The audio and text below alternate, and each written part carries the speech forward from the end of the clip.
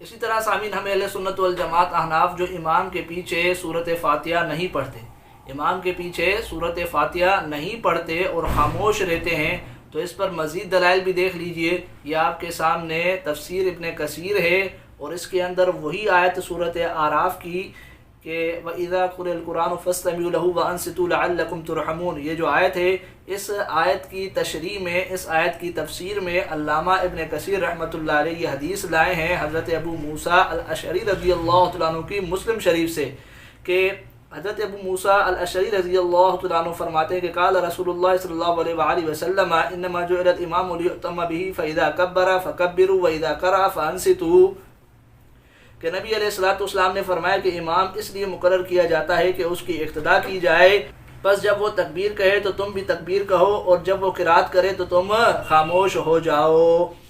سامعین یہ حدیث مسلم کی ہے اور سند کے اعتبار سے بالکل صحیح ہے۔ اب دیکھیں علامہ ابن کثیر رحمۃ اللہ علیہ اس آیت کی تشریح و تفسیر کے تحت اس حدیث کو لائے ہیں۔ معلوم ہوا کہ علامہ ابن کثیر رحمۃ اللہ علیہ کے نزدیک بھی یہ آیت نماز کے بارے میں ہے،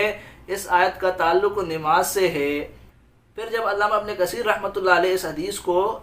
اس آیت کے تحت لائے ہیں تو اس حدیث سے مسئلہ بالکل واضح ہو گیا کہ نبی علیہ السلام فرماتے ہیں کہ جب امام تکبیر کہے تو تم بھی تکبیر کہو،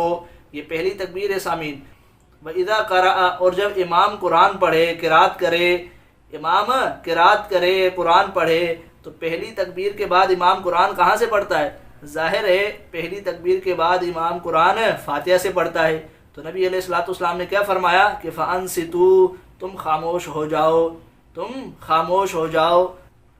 تو قرآن میں بھی اللہ نے حکم دیا کہ خاموش ہو جاؤ اور حدیث میں بھی نبی علیہ السلام نے حکم دیا کہ خاموش ہو جاؤ۔ تو ہم اہل سنت والجماعت جو امام کے پیچھے خاموش رہتے ہیں، سورۃ فاتحہ نہیں پڑھتے، تو وہ اس قرآن کی آیت اور نبی علیہ السلام کی اس حدیث کی وجہ سے، نبی علیہ السلام کی اس صحیح حدیث کی وجہ سے۔ تو یہ تھی ہماری دوسری دلیل حدیث سے حضرت ابو موسیٰ الاشعری رضی اللہ تعالیٰ عنہ کی۔